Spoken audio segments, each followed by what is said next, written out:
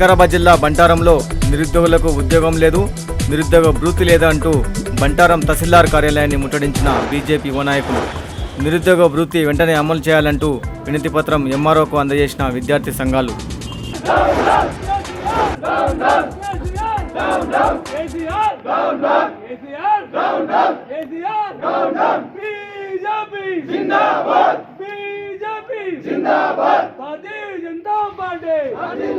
బండి సంజన నాయకత్వం, నిరుద్యోగ భృతి వెంటనే, నిరుద్యోగ భృతి వెంటనే. మన సార్ కేసీఆర్ సార్ మనకు మండలం అనేది ఒక 100 మండలాలు అనేది ఎక్కువ చేసిన చెప్తున్నాడు. ఆ 100 మండలాలకు ఎక్కువ చేసిన దానికి పర్టిక్యులర్గా దానికి ఎక్కడ మండలానికి అక్కడ స్టాప్ అనేది సెట్ చేయలేడు అనమాట.